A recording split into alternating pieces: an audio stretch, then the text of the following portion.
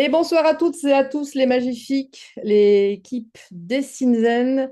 Ce lundi, le mois de mai, donc tous les mois, on invite un invité de marque sur une triangulaire que l'on aime bien à Dessinzen, les arts, les neurosciences et l'entrepreneuriat. Et ce soir particulièrement, on va parler de sommeil avec une experte en la matière.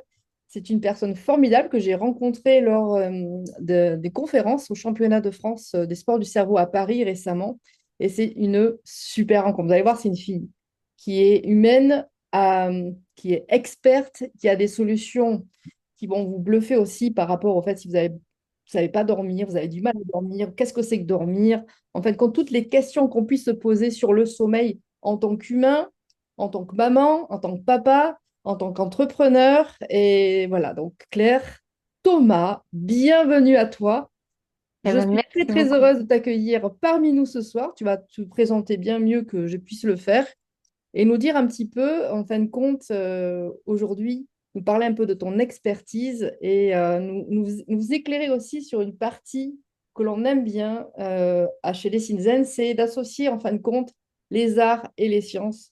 Parce que la créativité artistique est un faire-savoir euh, qui est quand même ambitieux, parce que Oui. justement, les gens ne sont pas trop au courant des bénéfices et des bienfaits des activités artistiques. Et ce soir, tu vas pouvoir nous révéler quelques secrets là-dessus. Donc, je vous demande chaleureusement d'accueillir Claire Thomas, docteur en sommeil. Salut Claire. Eh bien, bonjour à tous. Eh ben, merci beaucoup, Maï, pour cette présentation. Euh, eh bien, écoutez, peut-être rapidement pour me présenter. Donc, j'ai un parcours où moi, j'étais ingénieur-chercheur en traitement d'images satellites.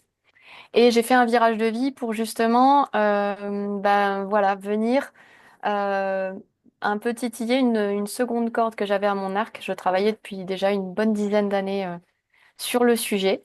Et j'ai développé une méthode pour justement accompagner. Je me suis spécialisée dans la gestion de l'insomnie chronique sévère. Donc voilà, c'est vraiment quelque chose qui me tient à cœur. Déjà parce que ben, je l'ai moi-même subi pendant près de 20 ans. Et aujourd'hui, je peux le crier haut et fort, je ne suis plus insomniaque. Et donc oui, on peut s'en sortir. Oui, il y a des clés. Oui, le cerveau peut devenir un allié.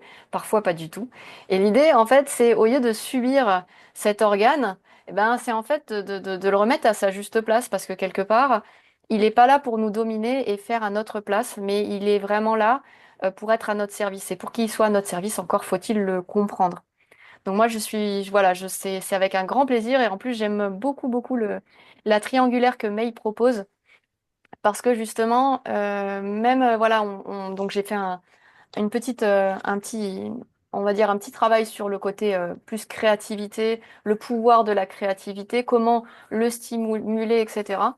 Et comment le sommeil, la créativité peut aider également au sommeil et à la récupération, mais également la triangulaire avec l'entrepreneuriat, parce qu'en fait, bah, il y a beaucoup d'entrepreneurs qui dorment peu.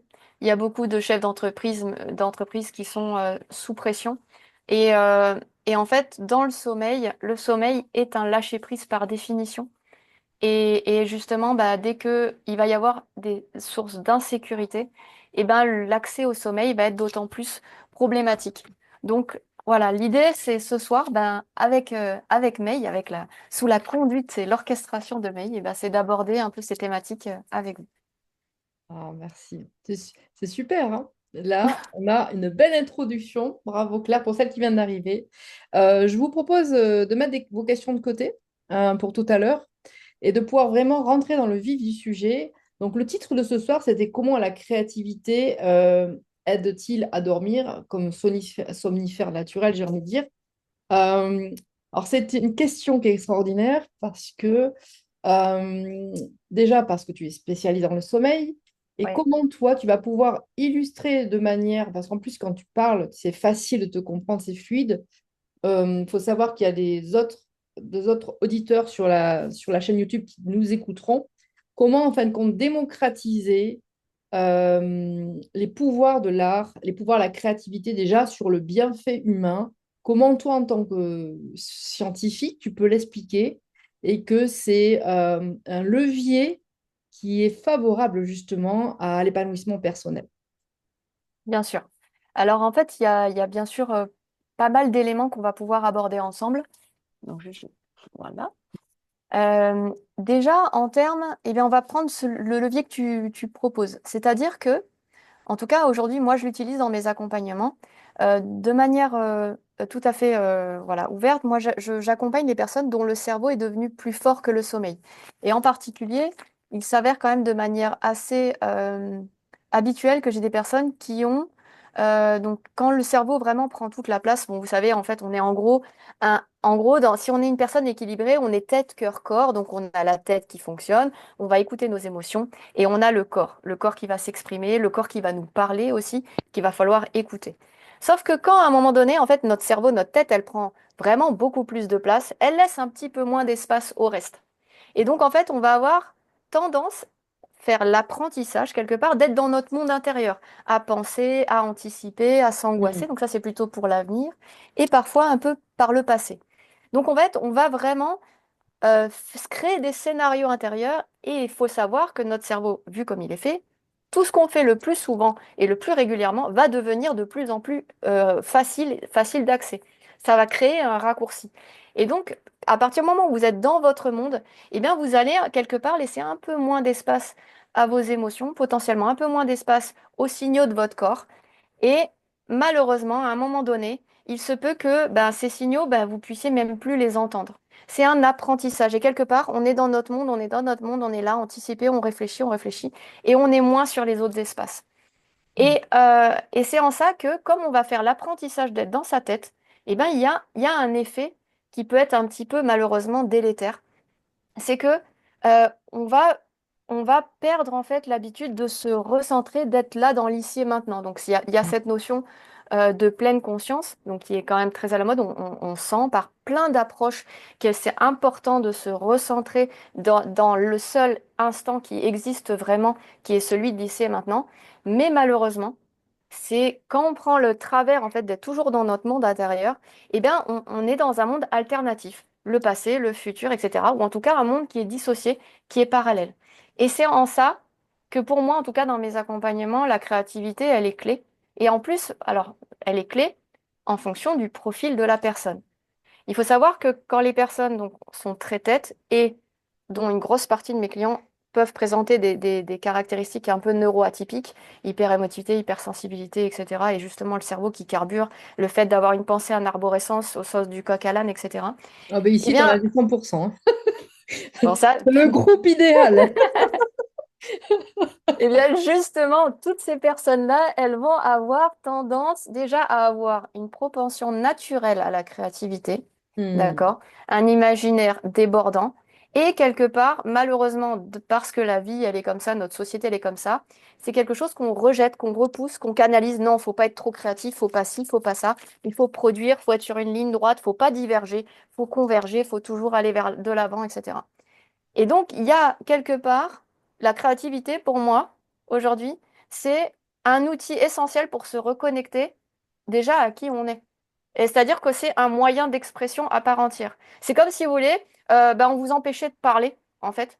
Et ben, à un moment donné, ben, ça va être compliqué parce qu'on a envie de dire des trucs. Ben, la créativité, c'est ça. Ça Mm. en fait partie. Donc, la créativité est une clé. Et pour aller un peu plus loin, je l'utilise aussi en fonction des profils. Parce qu'il a été prouvé que lorsque l'on se concentre sur une tâche créative, on a un ralentissement des ondes cérébrales. Mm. D'accord? Pour des personnes qui ont fait justement l'apprentissage d'un mauvais sommeil, c'est-à-dire que l'accès au sommeil est rendu comme une porte qui grince un peu, vous voyez? Eh bien, ils ont du mal à lâcher prise, de se dire, bon voilà, je me détends, hop, je laisse vaquer mon imagination, mon esprit, et puis je vais accéder au sommeil. Il y en a, oui, ils ont la chance de faire ça, et bien, il y en a d'autres, malheureusement, c'est plus complexe. Eh bien, pour réentraîner le cerveau à ralentir, par exemple, si la sieste n'est pas accessible ou si l'endormissement n'est pas accessible, eh bien, un exercice simple va être de se reconnecter justement à la créativité. Et on va venir chercher finalement les premiers stades, comme un ralentissement des ondes cérébrales, comme dans les premiers stades du sommeil. Vous Mm. allez en fait vous être dans le focus, concentration, on est là, et en fait, ça fait partie d'un exercice de pleine conscience qui est adapté justement à des profils comme ça qui ont tendance à avoir des proportions naturelles à créer. Mm. Excellent. Et je le vois ici ce que je viens de dire sur les personnalités des magnifiques, des personnes qui se forment à Ouais. des Tinzen qui sont aussi praticiens, sont soit professionnels de santé, de soins, de bien-être ou simplement en reconversion pro, de manière unanime, enfin presque unanime, que le dessin leur apportait cette forme de somnifère naturel. Alors, Mm. moi, personnellement, je ne saurais pas l'expliquer sur la thématique scientifique comme toi, tu peux le faire, mais sur la thématique technique, en tout cas du dessin, c'est vrai que, on a une propension à se dire, il n'y a pas d'hier, il n'y a pas de demain, on est juste là. Mm. Et au final, tu parlais de ralentissement des ondes cérébrales. Mm. Je pense, comme tu dis, une conséquence en fin de compte qui permet à la personne justement de s'apaiser. Alors, une question justement pour les hyperactifs que nous sommes, on ne va pas se cacher. Euh, Quel serait un exercice, pas, comme tu parlais tout à l'heure de créativité, pour Ouais. justement apaiser les cerveaux ultra bruyants? Oui. Ou est-ce que c'est pas une fatalité, mais par exemple, imaginons qu'on ait ces personnes-là qui ont souvent une créativité énorme pendant la nuit, justement. Oui. Ouais. Est-ce que justement cette créativité, on la laisse se déborder, on ne dort pas, euh, on en devient presque, tu vois, on ne dort pas. Est-ce qu'on utilise cette énergie ou est-ce que on doit absolument s'apprendre à dormir pendant la nuit, tu vois, puisqu'on nous a appris à dormir la nuit et vivre le jour? Voilà. Ma Mm. question, elle est plus. Alors, je reformule ma question, c'est est-ce qu'un cerveau ultra créatif la nuit qui n'arrive pas Ouais. à dormir doit Ouais. utiliser cette créativité pendant la nuit ou pendant le jour? Et s'il doit l'utiliser pendant le jour, comment fait-il pour dormir la nuit, tu vois? Ouais. C'est une bonne question et pareil, en fait, il y a plein de pistes. Euh, Déjà, ce qui est important, c'est que quoi que vous fassiez, c'est-à-dire quelle que soit la solution que vous voulez adopter pour votre sommeil, il est hyper important d'être connecté à ce que tu parles, May, très justement. C'est cette notion en fait de bruit mental. Ça, c'est quelque chose qu'on explique peu et qui, moi, je trouve que c'est un manque aujourd'hui. C'est qu'on n'explique pas que, tu sais, bon, bah voilà, tu peux faire, je sais pas moi, par exemple, pour le sommeil, tu peux faire de la sophro, tu peux faire de l'hypnothérapie, tu peux faire ci, tu peux faire ça, tu peux dessiner, tu peux lire, tu peux écrire, tu peux regarder un écran. Ah ben non, finalement, il faut pas le faire. Bon, bref, tu te retrouves avec un panel de choses à faire et au final, bah, tu prends une solution. Tu vas la tester 3 jours. Ouais, ça marche trop bien. Bah, c'est bon, j'ai trouvé la recette miracle. Et le quatrième jour, ça marche pas. Et Hmm. là, en fait, ça, c'est très important. C'est quelque chose qu'on explique peu et qui, pour moi, est une notion essentielle. C'est, on est des êtres de changement, déjà. Et donc, on va être extrêmement dépendant de notre environnement et de à quel point on a été chargé la veille. Je m'explique. Si vous avez passé une journée extraordinaire, vous êtes aligné avec vos valeurs, vous avez été dans le flow, vous avez justement créé ce que vous vouliez, vous étiez avec les personnes que vous vouliez, etc. Hmm. Et vous arrivez la nuit, même si quelque part vous avez une pensée, on va dire, divergente, qui va partir dans tous les sens, etc., vous vous rendez bien compte que votre état, déjà, ne sera obligatoirement pas le même que si vous venez de vous prendre la journée, vous êtes mis sur voilà, vous êtes engueulé avec votre conjoint, au boulot ça a été difficile, les enfants vous ont mis la misère, etc., etc. Et vous arrivez, vous avez l'impression que vous avez une charge mentale qui est similaire, et en fait, pas du tout. On a vraiment le côté, l'émotionnel va être extrêmement différent. Donc, ce que je veux dire, c'est que déjà, il y a une notion, en fait, il n'y a pas de recette un jour et la même à mettre le lendemain. Ensuite, sur le côté, qu'est-ce que je fais de tout ça? Ça va être aussi extrêmement dépendant de vos contraintes. Parce que quelque part, par exemple, je vous donne un exemple, vous êtes hyper créatif la nuit. C'est-à-dire que le jour, bah, vous êtes un peu syndrome de la page blanche et la nuit, vous êtes à 200. Si quelque part, vous avez la possibilité dans votre environnement de créer la nuit, c'est-à-dire de potentiellement inverser jour-nuit, ben c'est parti, quelque part. Voilà, là on est sur un premier schéma. Et en effet, quelque part, c'est dommage de rattraper, de tirer sur les chevaux, d'essayer de le calmer, alors que lui, il a envie de galoper et que vous avez les moyens de le laisser galoper. Si par contre, à 7h00 le réveil sonne, vos gamins, ils débarquent en hurlant dans la chambre, etc., et qu'il faut enchaîner votre journée, voilà, on n'est absolument pas sur la même dynamique. Et donc, là, toujours est pour moi la limite entre se respecter soi, c'est-à-dire naturellement, on va avoir une propension à, Hmm. et malheureusement la contrainte externe. Et ça, c'est aussi une autre chose. Et donc, moi, je peux vous donner des clés, des informations. Je vous invite à être vigilant à ça. Et je peux vous donner des clés par rapport à justement certains niveaux de bruit. Alors, je m'explique, c'est que par exemple, il y a des gens, si vous arrivez à ressentir qu'en fin de journée, vous êtes exténué, mais que vous êtes chargé émotionnellement, quelque part, même si c'est pas l'heure d'aller faire du sport, même si c'est pas l'heure de faire du dessin, même si c'est pas l'heure de je sais pas quoi, quelque part, ça va être quand même assez compliqué de redescendre en pression pour pouvoir accéder au sommeil. Donc c'est vrai que d'arriver à déposer, et dans le dépôt, ça peut être de n'importe quelle manière qui sera bonne pour vous.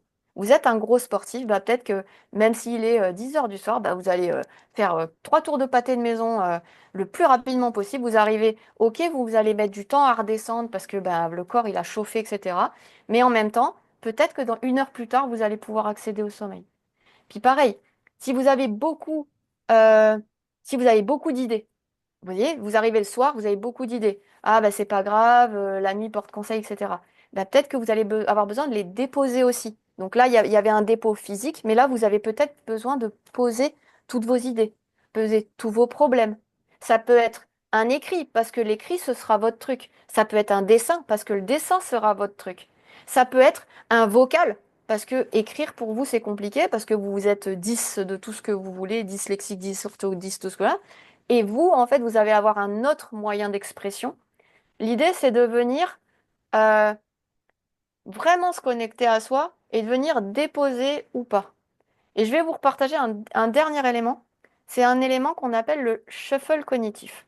Alors, le shuffle cognitif, c'est un mot super barbare pour quelque chose de très très simple. Donc, je vais vous décrire l'exo de base, très très basique. Et maintenant, l'idée, c'est de prendre cet exo comme toutes les solutions qui existent et de venir ouvrir. Le shuffle cognitif, c'est vous vous mettez dans votre lit et c'est d'utiliser en fait. Alors, je vais vous donner d'abord l'exercice et après je vous l'explique. C'est vous prenez un mot, par exemple le mot bouteille. Commence par la lettre B, et vous prenez le premier mot qui vous vient, qui commence par B. Banane. Ensuite, vous prenez banane. Ensuite, il y a un A en deuxième lettre. Et quel est le premier mot qui vous vient avec un A? Abeille. Et ensuite, on continue et on saute d'un mot à l'autre. Ça, c'est le shuffle cognitif. Vous pourrez voir sur Internet, vous tapez ça, oui, vous avez plein d'exos différents. Alors, l'objectif du shuffle cognitif, son intention initiale, c'est de faire un exercice mental qui va être suffisamment prenant pour que vous puissiez pas avoir vos pensées qui partent dans tous les sens, mais par contre qu'il n'y ait aucune implication cognitive, c'est-à-dire d'émotion, d'implication, de machin, pour Hmm. éviter que votre cerveau y prenne et y développe. Ça, c'est le concept. Et donc de là, moi, je vais vous inviter justement par votre créativité à éventuellement vous approprier, vous adapter cet exercice. Je vous donne un exemple. Moi, j'avais une cliente, elle avait cherché plein de trucs et elle, c'était le sudoku. Le sudoku, elle cherchait, elle mettait ses chiffres, mais elle plaçait ses chiffres et elle n'avait pas d'emprise émotionnelle. Et ça lui avait permis, par exemple, aussi, en abordant ce sujet de shuffle cognitif et de ne pas, cette fameuse prise émotionnelle, elle avait commencé à identifier, ah oui, prise émotionnelle, je comprends. Donc ça veut dire, par exemple, je comprends mieux pourquoi certaines choses que je regarde sur mon téléphone ou à la télé le soir, ça m'empêche de dormir, alors que si je les regarde à midi, ça m'empêche pas de dormir. Et oui, parce que il n'y a pas la même empreinte émotionnelle que vous allez avoir si vous le regardez le soir ou le midi. Voyez? Donc, tout ça pour dire que à un moment donné, si votre cerveau il est à 2000, c'est comme un cheval au galop. Vous pouvez essayer de courir après, hein, d'accord? Vous pouvez, mais ça va être compliqué de le rattraper, d'accord? Maintenant, l'idée, c'est comment il en est arrivé là, comment l'accompagner pour justement tranquille. Qu'est-ce que je peux lui donner à manger à ce cheval pour il décide quand même de se calmer, de s'arrêter? Comment je peux quand même l'accueillir? Parce que si vous avez un étalon dans la tête, vous avez un étalon dans la tête. Il y a des gens, ils sont jaloux de vous. Vous voyez? Ils aimeraient avoir un cerveau qui fonctionne et ils sont entre guillemets là et ils ont du mal à résoudre un problème basique parce qu'ils n'ont pas ces capacités. Et il y a une histoire d'acceptation de soi et en même temps d'accueil, voilà, d'accueil de qui on est vraiment et d'accepter le fait qu'on est des êtres de changement. Ce que vous allez vivre ce soir, vous n'allez pas vivre la même chose demain soir. Mm. Voilà. Donc, on est dans la cour des étalons, hein. C'est ça, exactement. Merci pour tes super conseils. En tous les cas, on en reparlera tout à l'heure pour avoir quelques renseignements encore plus profonds de comment justement dompter notre étalon du sommeil. Et c'est vrai qu'on est dans un groupe qui est ultra créatif avec des personnes qui pensent à 1000 à l'heure. Il y a Oui, aussi cette envie, cette fin de vie qui est dans le groupe en fait, des Dessinzéners. Et en particulier, donc, nous avons des hommes aussi. On a un grand groupe aussi de personnes entrepreneurs, donc maman, papa, chef d'entreprise. Et forcément, il y a la vie perso, la vie pro. Et quand justement, on est vraiment envahi déjà par son propre cerveau en étant soi-même, plus oui, de responsabilités, les devoirs faire, soit bien, fait bien les choses, le salaire du patron, la couche du gamin, l'équitation du petit. c'est Les ça. engueulades familiales, sociétales, culturelles. Donc, il y a une pression qui est quand même énorme. Quel conseil tu pourrais donner aux magiciques, des Sinzenners, de comment aujourd'hui on peut abaisser aussi cette pression? Elle peut être aussi financière, parce que le stress financier fait aussi partie des personnes qui dorment peu. Voilà, comment, en plus des super tips que tu nous as donnés, voilà, comment en fait se dissocier vraiment de cette pression, qu'elle soit du couple, du professionnel, du personnel, du sociétal, du culturel. Hmm. Là, c'est un vaste sujet et une très très bonne question. Euh, Déjà, c'est vrai on ressent en fait, en général, on arrive à identifier la pression extérieure. C'est vrai que la pression, bah, justement, de devoir faire face à toutes nos obligations. Euh, mais je vais quand même attirer l'attention de vos particularités. C'est la pression intérieure. Parce que quelque part, une journée, ça fait bah, 100% de son temps, si on le découpe en morceaux, à un moment donné, si on veut être à 100% sur toutes les tâches, bah, ça passe pas en fait. C'est Hmm. pas possible. Et, euh, et oui, on aimerait. C'est vrai qu'on aimerait être à la hauteur de tout. Et on sait que quelque part, il y a une part, bah, notre étalon, il nous dit, bah, mais en fait, tu en es largement capable parce que tu as les capacités, parce que moi, je suis là, je carbure pour que tu sois à la hauteur. Mais malheureusement, on est dans un monde de limites. Ça, notre cerveau, avec cette spécificité, a énormément de mal à, à conceptualiser le fait qu'on est dans un monde de limites, en termes de temps et d'espace. Donc, ce qui fait qu'on va avoir tendance à vouloir tout paralléliser et tout mener à bien. Ça, c'est un écueil qui est quand même énorme.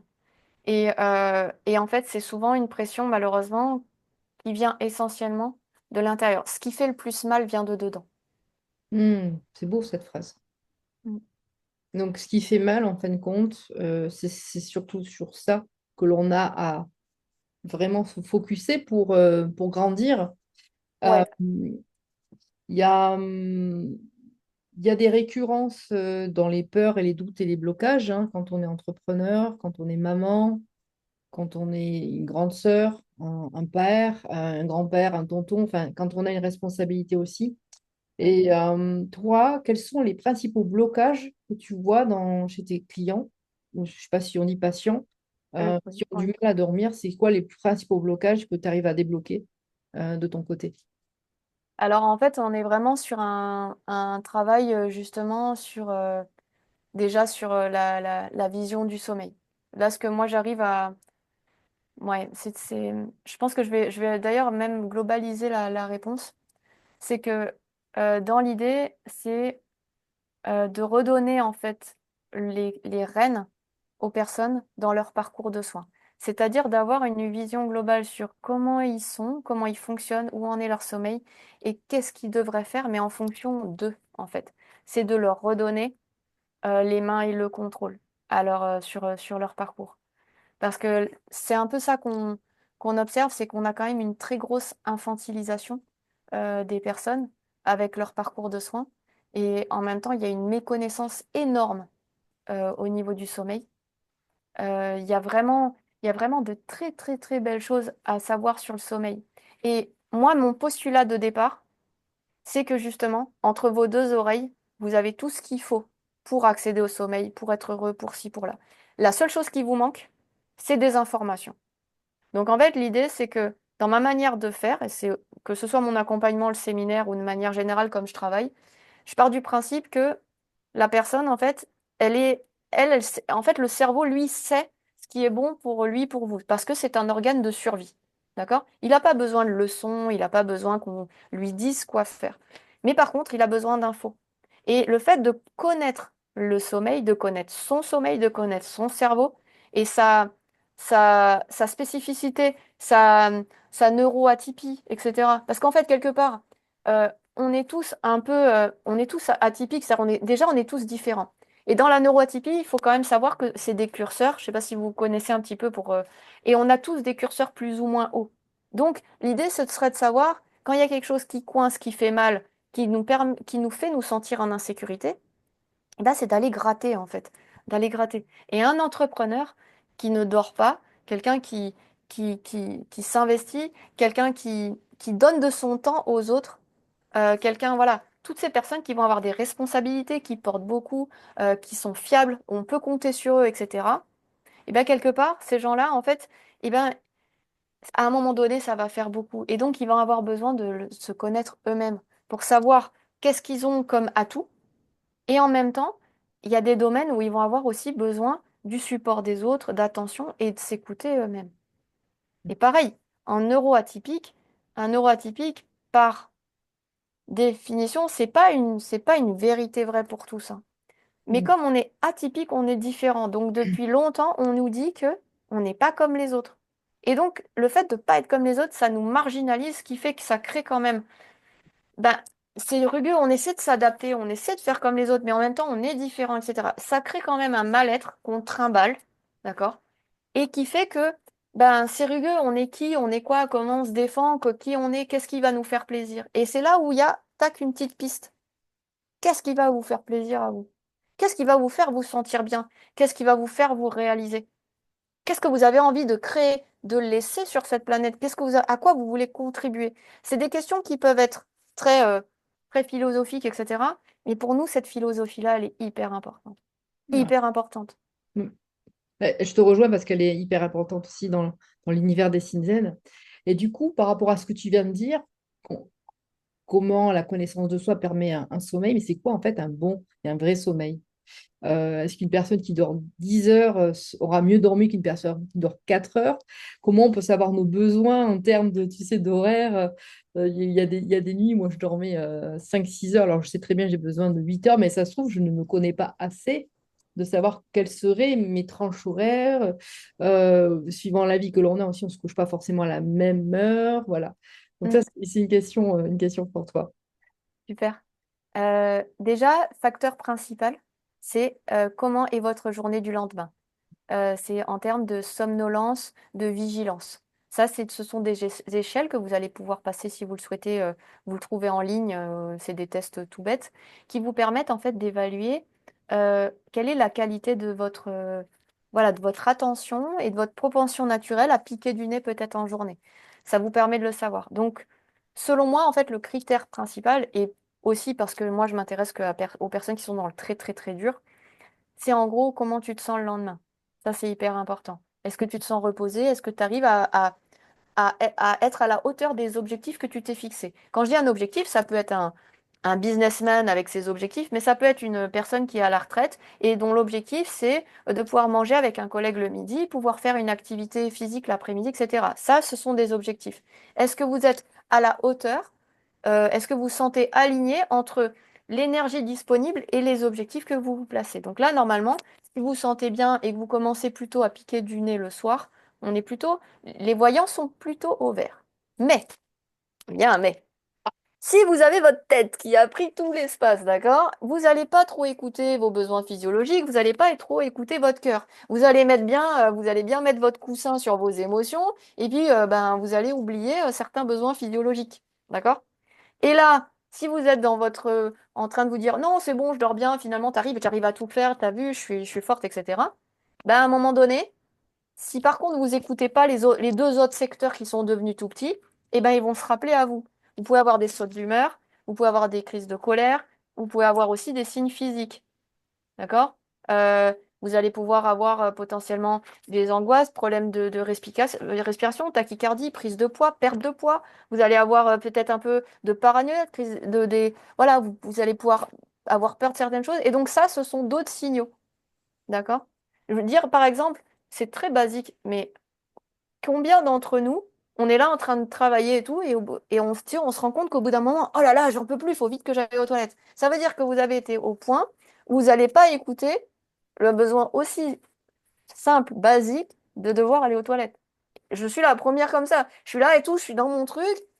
Je me dis, ah, j'en peux plus. Et en fait, je pose tout, je cours. Parce que, et là, quelque part, je vais vous dire non. Parce que si vous êtes capable, si je suis capable de ne pas respecter l'envie d'aller aux toilettes, qu'est-ce que c'est? Bah, l'envie de boire, l'envie de manger et l'envie de se reposer. Et plus, je vous rappelle, plus vous apprenez à oublier ces signaux, qui sont des simples signaux physiologiques, moins vous allez les entendre.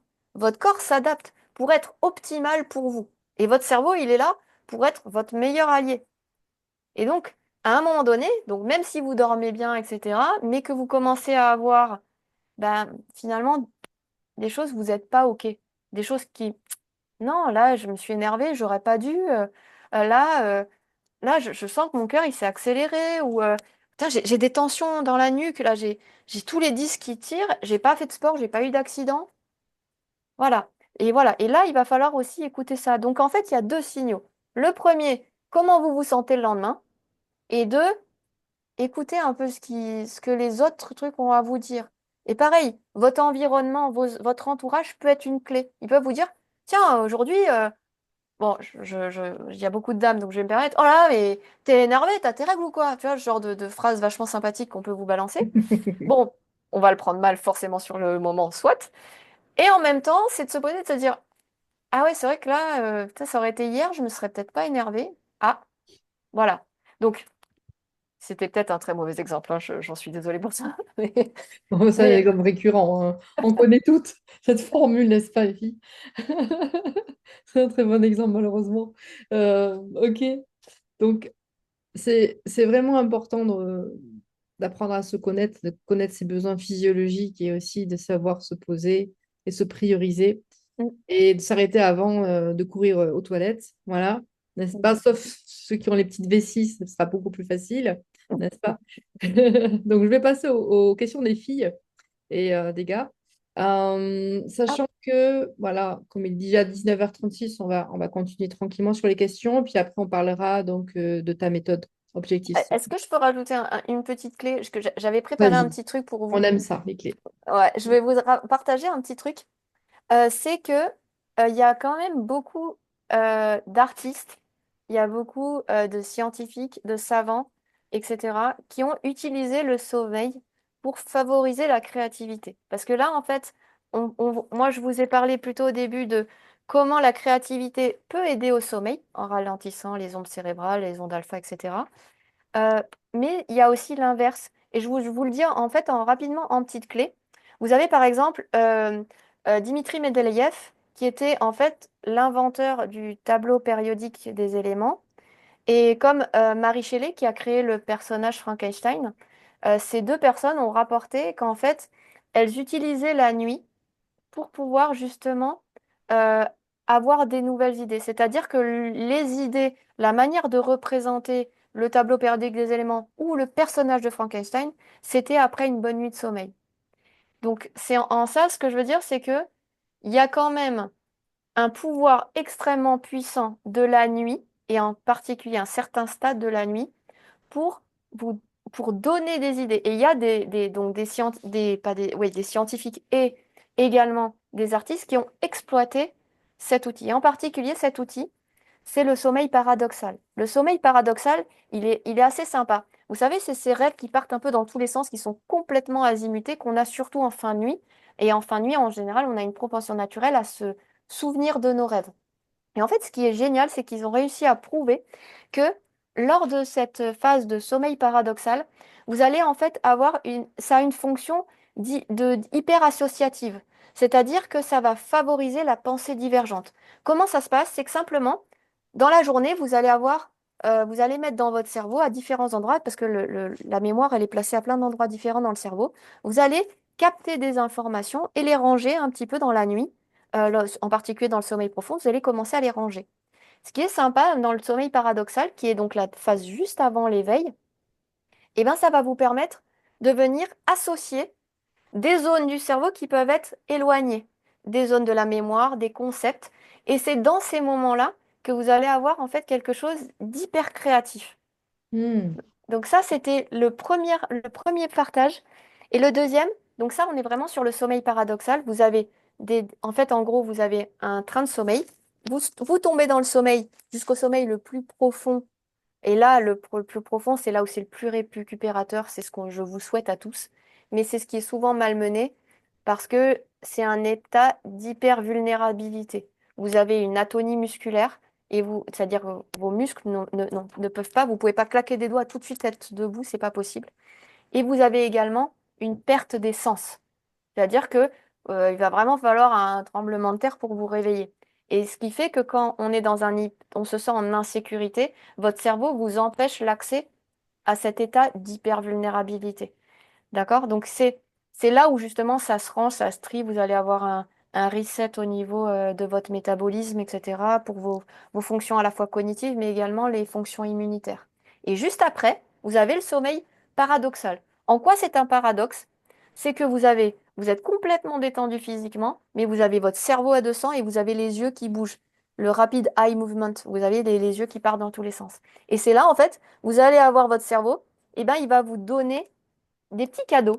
Il va vous mettre, je sais pas moi, un arc-en-ciel avec une voiture, avec, je sais pas, n'importe quoi, un champignon, etc. Et tout, il y a tout qui va se mélanger, ça va créer des trucs complètement azimutés. Et c'est ça, en fait. Et il y en a qui l'exploitent. Voilà. Excellent. Excellent. Ah, bah, Et écoute, voilà. je nous souhaite à tous avoir des arcs-en-ciel, justement, des petites voitures partout ce soir. Alors, je vais passer aux questions des filles en ordre chronologique. Je vais prendre après, on passera au décryptage donc, des journées avec toi à Cannes. Donc, chère Marie-Lise, donc elle dit, j'ai fait un burn-out il y a 2 ans et j'ai toujours un grand besoin de sommeil, nuit de 8 heures et sieste l'après-midi dès que je peux. Est-ce normal? Voilà. Donc, Marie-Lise, je te laisse converser avec Claire. Eh Quelques, bien, quelques minutes. bonjour Marie-Lise. Bonjour. D'accord, bah écoutez, Je merci pour oui, votre question. Je vous écoute. voilà, pardon. Je disais, j'ai toujours beaucoup dormi, j'aurais beaucoup besoin de sommeil. Et en fait, depuis mon burn-out, j'ai vraiment, si je peux, je dors tous les jours l'après-midi, en plus d'une nuit, je vais dire correcte. Je ne me réveille plus au milieu de la nuit, ça c'était avant le burn-out, dans les grandes périodes d'angoisse. Mais même, j'arrive pas à récupérer en fait. Ok. Et quel est votre besoin aujourd'hui? Comment vous vous sentez par rapport à ça? Qu'est-ce que vous ressentez? Ben, j'ai l'impression que je perds mon temps. Mm. J'aimerais bien avoir des journées un peu plus productives. Moi, je retravaille juste à mi-temps, mais je suis souvent fatiguée, en fait. C'est Mm. mon énergie principale, c'est la fatigue. Mm. Et oui, en fait, le burn-out, c'est extrêmement spécifique, hein.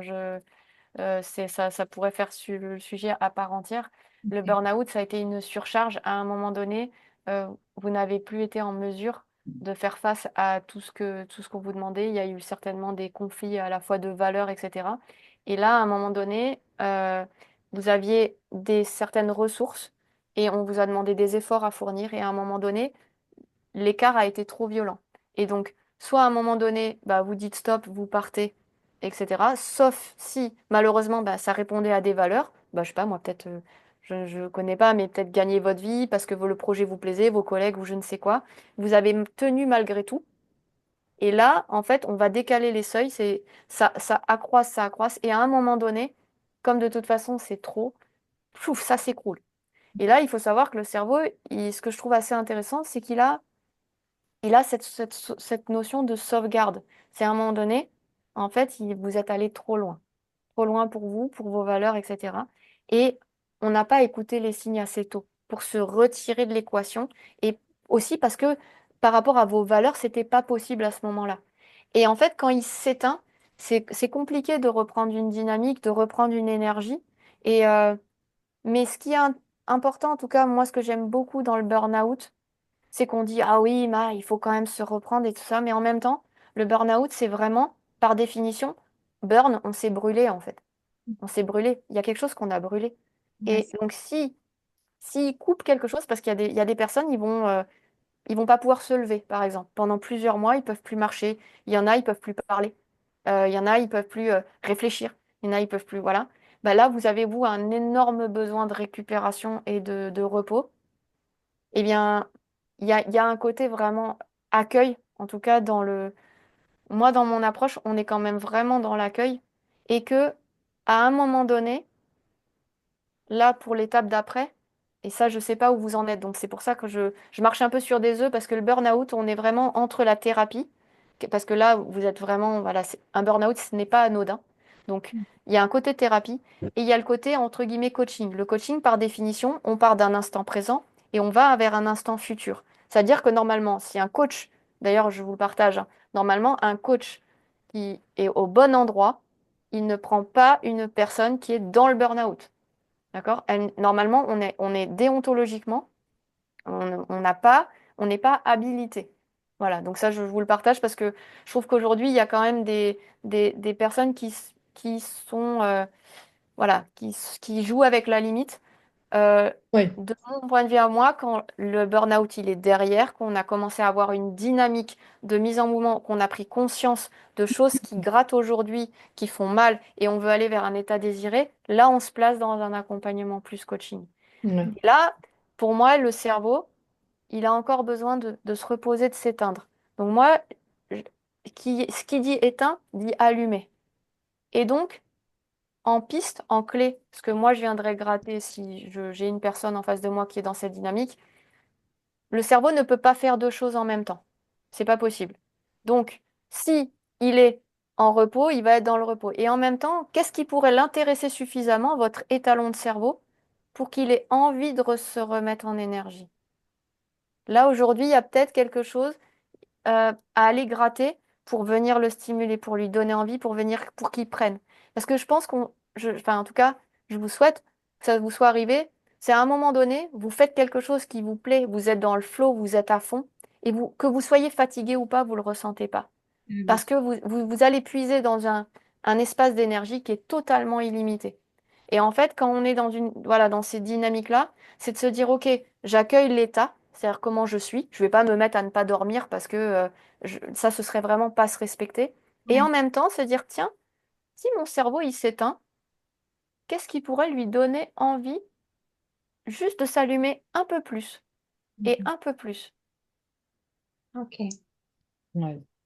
C'est Voilà. magnifique de pouvoir en parler aussi librement, moi je trouve. C'est vrai que c'est un sujet super sensible, hein, savoir aussi où est-ce que, déontologiquement, justement, quelle limite on Oui, commence, à quelle limite on arrête. oui.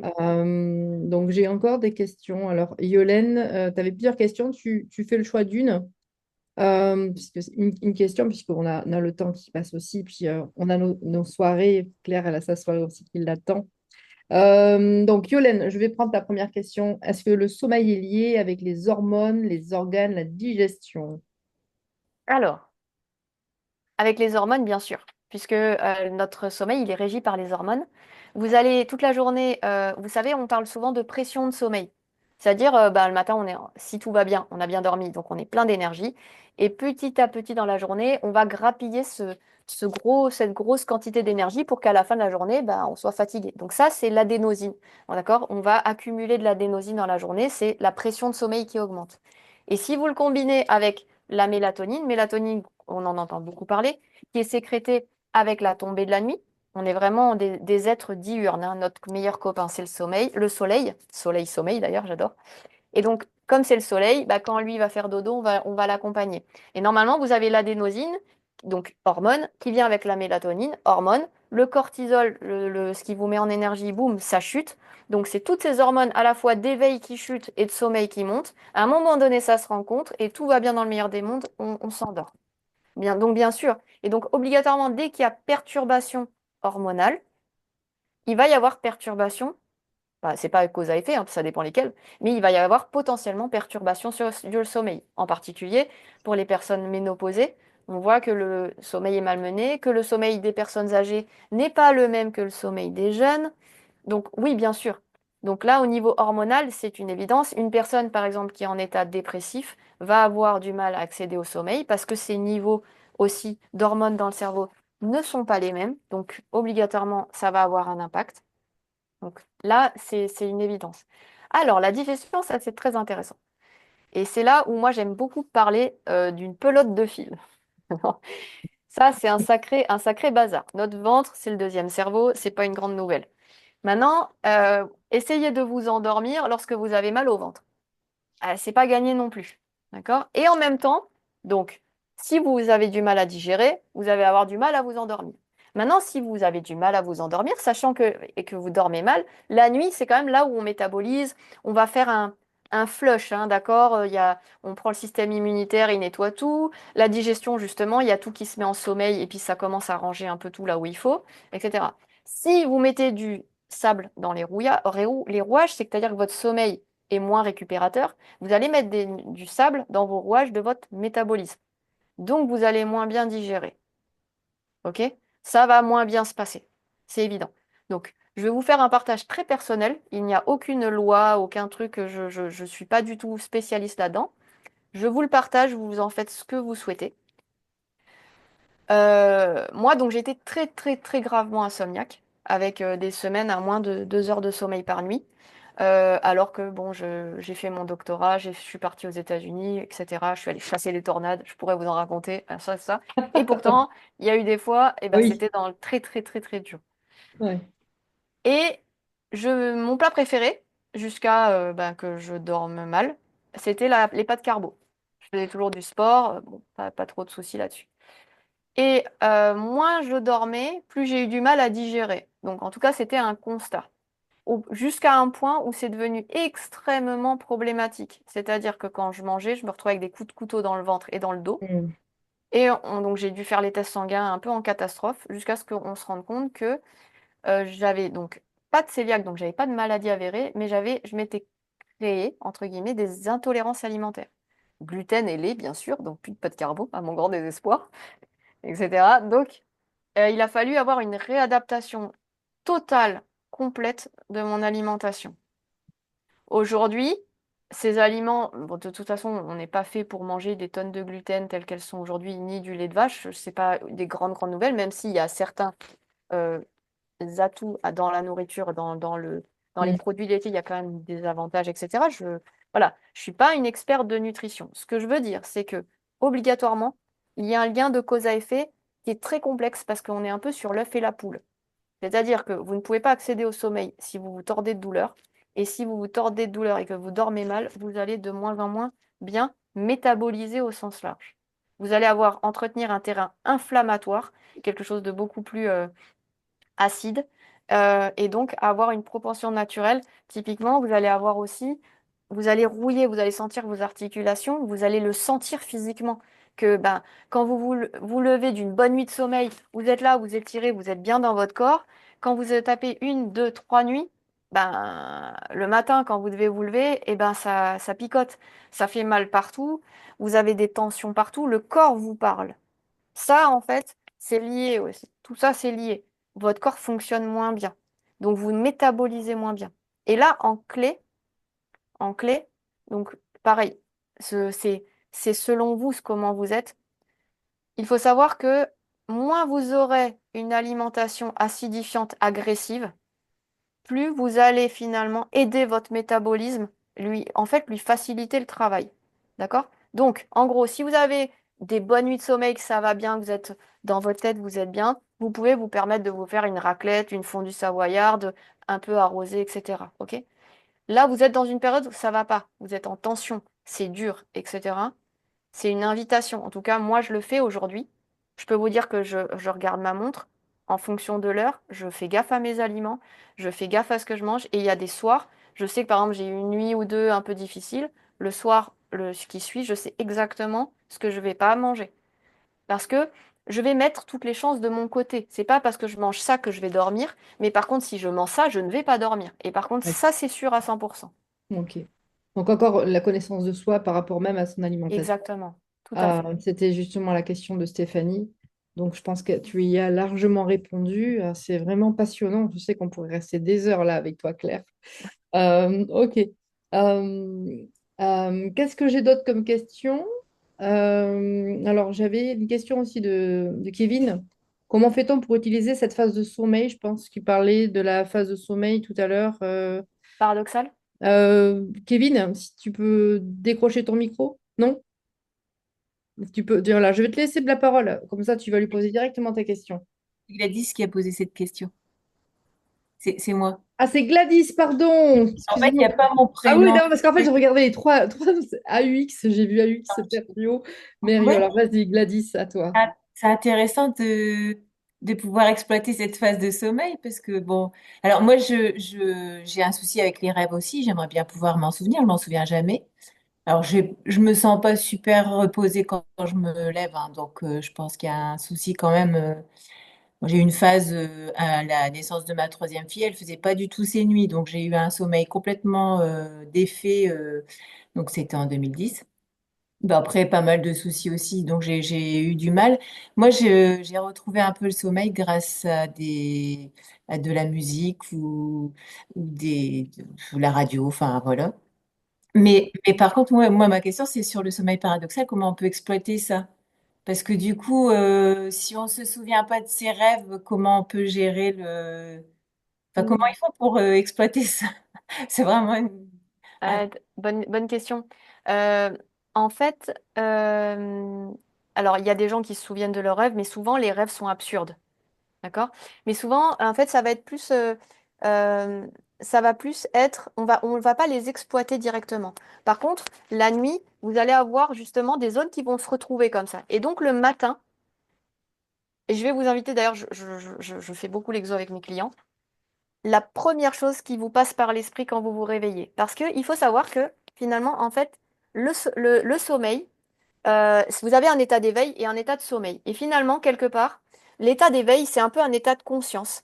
Et l'état de sommeil, vous êtes plutôt dans un état d'inconscient. Donc, on va dire que c'est pas exactement ça, mais on n'est pas loin. C'est-à-dire que vous vous sentez bien qu'en journée, vous pouvez avoir une action consciente, c'est-à-dire que vous pouvez décider de faire quelque chose. La nuit, déjà, vachement moins. Et donc, quelque part, lorsque vous allez avoir un ralentissement des ondes cérébrales et que vous allez vous décaler tranquillement arriver vers votre sommeil, vous allez avoir accès, c'est un cadeau en fait, vous allez ouvrir une porte et accéder à des choses qui sont cachées chez vous. Des choses que vous avez rangées, des idées, des choses du passé, etc. Et ce sommeil paradoxal va venir proposer, c'est comme une invitation à faire des liens. Et lui, il fait son truc dans son coin. Quand vous allez vous réveiller, vous allez être conscient et quelque part, ben, potentiellement, c'est resté dans votre inconscient. Mais il y a un mais, c'est qu'il y a une petite porte. Et donc moi, j'invite tous mes clients à venir être très très vigilants à la première idée qui vous passe par la tête. Il y a des gens qui exploitent aussi ça au niveau du réveil comme au niveau de l'endormissement. Au niveau du réveil, il y a des personnes, ils s'endorment avec un problème et ils se réveillent avec la solution. D'accord? Ça, c'est un exercice que vous pouvez faire. Attention, il y a quand même un travers. Si c'est un vrai problème, vous pouvez cogiter toute la nuit dessus. Donc ça, ce n'est pas aidant. D'accord? C'est ça. D'accord? Donc c'est pas du tout. L'idée, c'est de venir confier à votre... bon, après, vous dites à l'univers, à ce que vous voulez, à ce que vous croyez, ce qui est bon pour vous. En tout cas, vous le confiez à votre inconscient, à cet organe extraordinaire, à cet étalon que vous avez entre les deux oreilles. Vous lui confiez un problème. Le Hmm. moment avant de vous lever, d'être à fond, d'aller aux toilettes, etc., vous avez une porte. Cette porte, c'est un accès à votre inconscient. Et là, votre inconscient, il vous parle. La première idée qui vous vient à la tête, vous allez voir, vous allez être un peu dans un demi-éveil, un demi. Là, quelque part, il y a quelque chose qui vous vient. Eh ben, c'est d'y prendre. d'y prendre une très grande attention. Je vais vous donner un exemple. Moi, il y a eu plusieurs fois où il y a eu une fois, par exemple, j'ai raté un rendez-vous. J'ai raté un rendez-vous, c'était hyper important.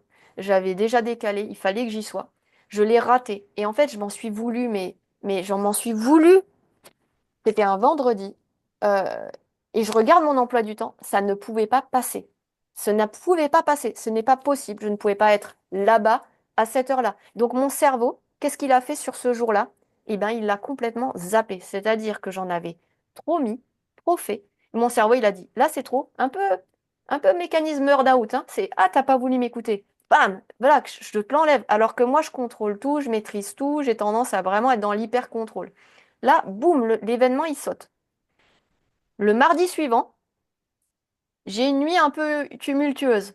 Je me lève tôt, ce qui n'est pas du tout mon habitude. Première chose qui me vient par l'esprit, c'est ça passe pas. Et je sais pas d'où ça vient ce truc-là. Je me réveille dans mon demi-éveil, je me dis, ah, tiens, qu'est-ce que je dis à mes clientes, au fait, et à mes clients? Ah oui. Et en fait, ça passe pas. Je prends mon téléphone, je regarde mon emploi du temps. Premier truc que je fais, j'annule un rendez-vous. En effet, ça ne passait pas. C'est-à-dire que le mardi, j'avais fait la même bêtise, mais par contre, là, j'ai écouté. Là, j'ai écouté. Mon cerveau, il m'a parlé, hein. Il m'a parlé. Il m'avait certainement dit. J'étais épuisée, j'étais éreintée, j'ai pas voulu écouter. Bah, je peux vous dire que le mardi suivant, mauvaise nuit, première idée qui me vient, ça passe pas. Je sais pas d'où ça vient.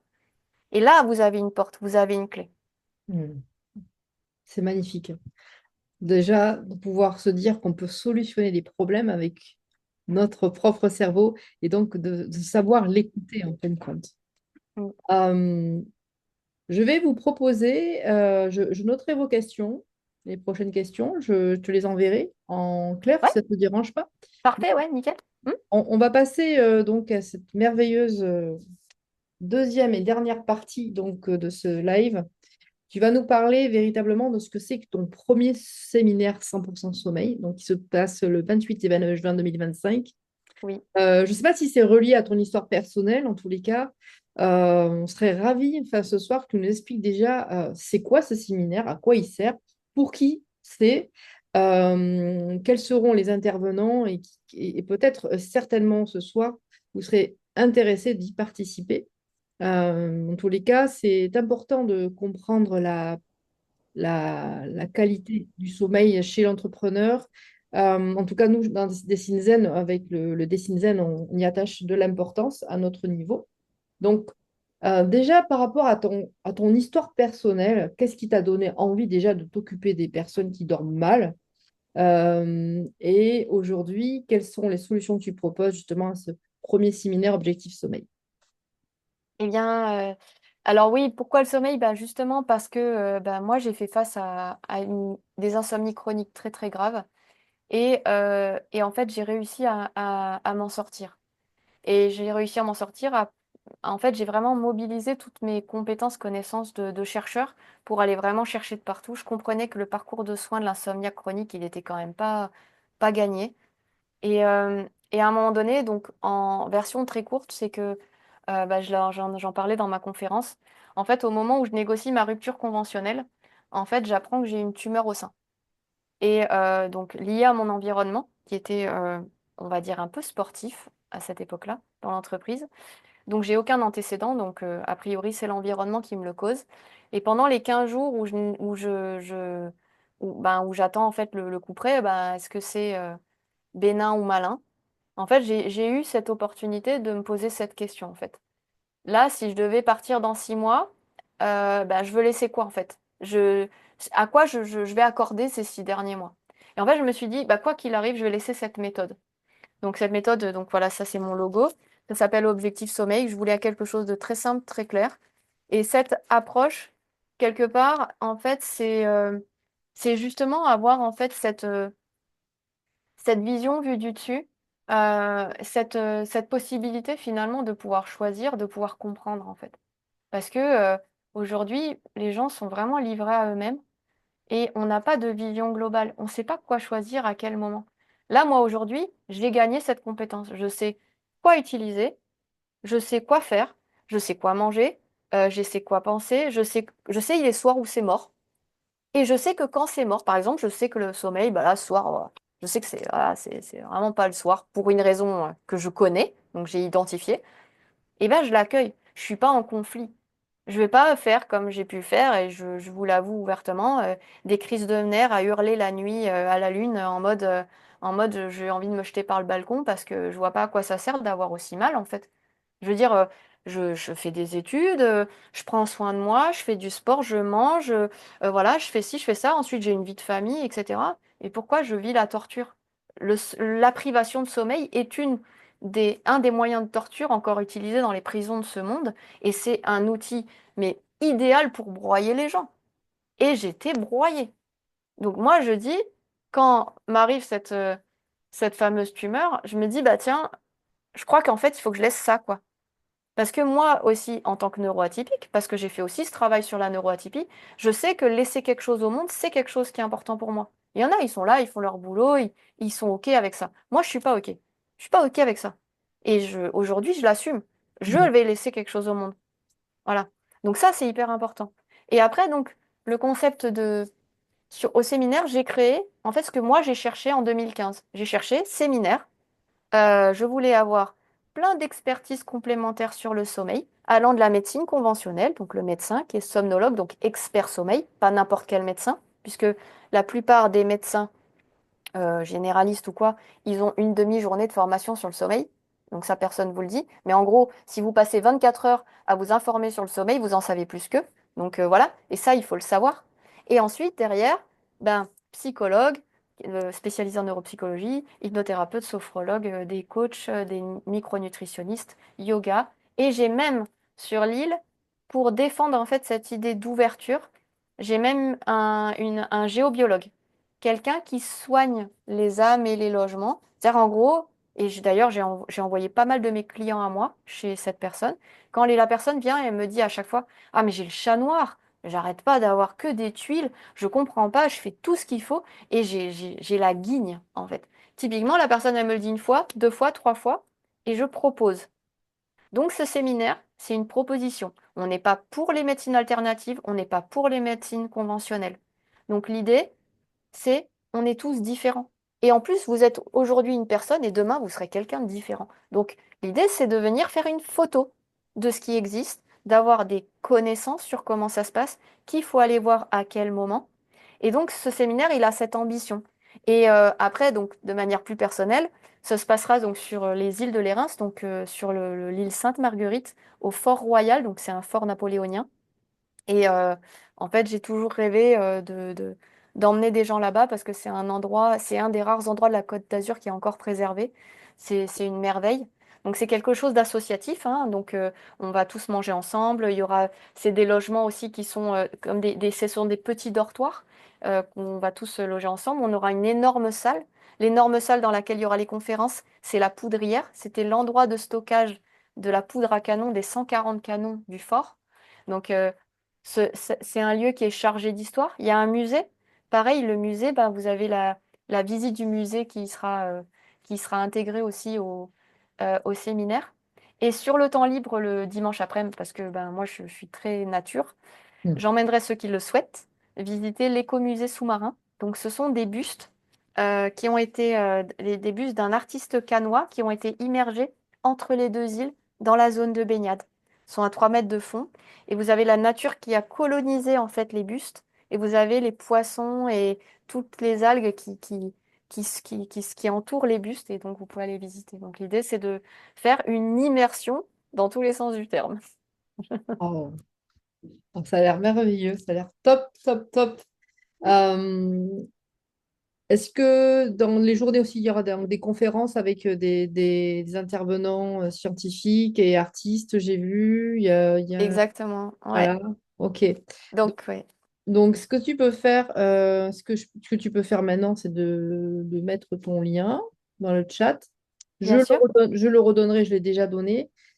Pour les personnes qui seraient intéressées de venir te voir et vous voir, puisque vous êtes une équipe, c'est juste merveilleux. J'ai regardé quelques photos. Moi, je suis très curieuse aussi, hein. Très nature, Sainte-Marguerite, île de Lérins. En tous les cas, il va faire beau, hein, déjà, en plein soleil. Ouais. J'ai choisi cette date exprès, ouais. Normalement, il y a très peu de chances qu'il fasse mauvais là, ce matin, c'est bon. Vous avez un microclimat là-bas. C'est Ouais, vraiment c'est ça. le sud, hein. C'est vraiment le sud. Et pouvoir aussi te rencontrer et puis se connaître mieux aussi par rapport donc, à son sommeil. Et je pense que tu vas aller, te connaissant, aller bien au-delà. C'est comme on l'a vu ce soir, on va bien sûr, tu vas aller bien au-delà de ce qu'est le réel sommeil. Sandrine, oui, il est en présentiel. Je pense pas qu'il soit retransmis en Non, visio. aucune retranscription pour cette année, non. Non, non. Voilà, c'est clair. Donc, vous avez le lien ici, objectifsommeil.com séminaire. En tous les cas, merci beaucoup, Claire. J'ai une dernière question pour toi. Je Ouais, suis une grande ferveur de sieste. Puis, oui, c'est ma grand-mère, j'ai les côtés asiatiques, hein, je fais des siestes éclairs oui, de 15 minutes qui me font du bien depuis que je suis toute jeune. Et je sens que ça m'aide beaucoup. J'ai une dernière question par rapport justement à la sieste et oui, le nombre de minutes optimales pour dormir et les nombres de minutes à ne pas dormir. Parce que j'ai cru entendre, après c'est pour ça que je te demande, les oui, croyances populaires, genre surtout il faut pas oui. dormir 1 heure et demie, sinon tu te réveilles, tu as la gueule de bois pendant 3 jours. Voilà. Quel est toi ton rapport à la sieste justement par rapport à ce sommeil rapide? Alors moi, je suis tout à fait pour déjà. Et en fait, pareil, moi, donc j'ai présenté la sieste comme outil de désynchronisation entre la montée du stress lié à la tombée de la nuit. Et en fait, je l'ai présenté donc comme sujet au Congrès national du sommeil en 2022. Ce que je veux dire, c'est que donc moi, dans mon cadre spécifique, je parle juste dans mon cadre à moi.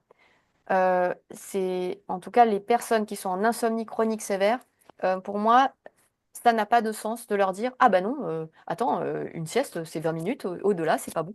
Je veux dire, la personne, déjà, elle dort pas, et pour avoir été dedans, je veux dire, si tu peux rattraper un cycle, tu rattrapes ce que tu peux, parce que si tu dors pas la nuit, tu dors pas le jour, tu dors jamais, à un moment donné, c'est cognitivement parlant, c'est pas bon. Donc on est à un moment donné, en tout cas, ce que je voulais dire par rapport au papier, c'est que souvent, de manière totalement insidieuse, quand on a vraiment des conflits avec notre nuit, eh ben, on va avoir éventuellement une montée du stress liée à la tombée de la nuit. Et donc, la sieste peut être un outil pour réapprendre à dormir le jour. Et pas, c'est-à-dire à dormir quand il fait jour, quand il y a du bruit, quand il y a du monde, quand il y a du numérique. C'est-à-dire, il y a un côté, parce qu'à un moment donné, c'est un peu le stress. Alors attends, je vais contrôler, il faut pas qu'il y ait de lumière, il faut pas qu'il y ait de bruit. Ah, mais il y en a un qui bouge. Ah, ça y est, je suis réveillée, c'est la fin du monde, etc. Et à un moment donné, non, en fait. C'est de se reconnecter, le corps, il a besoin de dormir. On peut s'endormir, il y en a qui dorment dans des aéroports, comme ça, entre deux vols. C'est magique, hein. Pour moi, c'est encore magique. Mais il y en a qui arrivent. Et quelque part, il avait besoin de dormir, il a largement le temps, il se met son réveil, je sais pas, il se le met en vibreur sur le ventre, ça le réveille et c'est reparti, quoi. Donc, voilà, de manière spécifique, on va dire que c'est à part. Maintenant, de manière générale, la sieste, oui, c'est vrai que si on se fait un cycle complet alors qu'on a des nuits normales, c'est quand même pas très recommandé. Et pareil, il y a des horaires et c'est très facile. C'est-à-dire que vous avez une baisse de cortisol de votre hormone entre 14, 16, on va dire, ou entre 13, voilà, de toute façon, ça dépend des gens. Mais en gros, après la pause méridienne, vous allez avoir une baisse de vigilance. Vous avez deux options. Soit vous vous bourrez de café pour essayer de tenir, soit vous écoutez votre corps et vous surfez sur votre besoin naturel. D'accord? Aujourd'hui, on est sur je prends des cafés pour tenir parce que moi je suis fort, d'accord? Et puis parce que ça le fait pas, ça fait pas sérieux de dormir. Mais quelque part, est-ce qu'il vaut mieux s'avaler 4 cafés, faire l'apprentissage de lutter contre le sommeil et s'attendre à dormir le soir naturellement? Ou alors s'octroyer 20 minutes de sieste et être productif toute l'après-midi? Gros challenge dans les entreprises. Moi, pour avoir été dans une grosse boîte, etc., je peux vous dire gros, gros challenge. Et moi, non, bien sûr, pour la sieste, bien sûr. Ouais. Il y a même aujourd'hui, dans les pays asiatiques, là, sur le Japon, il y a des pièces qui sont dédiées au sommeil entre midi et deux. Euh, j'avais lu ça. En tous les cas, il y a des questions que je te ferai passer. Voilà, Avec plaisir, trois ouais. questions supplémentaires. Je les note et puis je te laisserai y répondre en vocal. Ouais. Je ferai un transfert sur le groupe. En tout- D'accord. Et je fais des vocaux. Chaque question, je réponds par vocal, ça vous convient? Oui, oui, oui, je pense que c'est très bien. Comme ça, tu vois, je les transférerai sur le groupe, sur le WhatsApp. Super. Comme ça aussi, on va gagner du temps parce qu'écrire aussi, c'est peut-être mieux. Moi, je pense que c'est mieux aussi. En plus, tu expliques bien, tu as une voix qui est très agréable, très fluide. Tu démocratises vraiment ce tabou qu'est le sommeil. J'étais enchantée, nous étions enchantés de te recevoir ce soir, Claire. Ben, Euh, merci à vous, hein. Quel serait un message important que tu aimerais justement laisser, comme tu aimes bien laisser les traces par rapport à ton passage, euh, quel serait, je sais pas, un conseil ou un mantra, quelque chose pour nous aider à mieux accueillir notre sommeil? Ah oui, ben, tant que je vous laisse des traces et pas des séquelles, ça m'arrange, ça me va. Non, je pense qu'ils ne vont pas être traumatisés Non, ça va. après Euh, ça. en fait, j'aime bien laisser les gens avec un basique et qui en fait est un des basiques les plus complexes. On est quand même dans l'hyper-contrôle, dans l'hyper, voilà, je vais en faire plus, je vais faire et faire. Là, en fait, on ne choisit pas le sommeil, c'est lui qui nous choisit. Ça, Wow. c'est le principe de base. On ne le choisit pas. On peut pas dire ah, mon Dieu, regardez, il est 20h14. Oh, vite, c'est l'heure de je dors. Dors, dors, dors, dors. Non, bah non, en fait, c'est pas comme ça que ça marche. Et plus on mettra d'énergie à essayer d'aller dans cette direction, moins, et plus le sommeil, il va s'en aller, comme ça.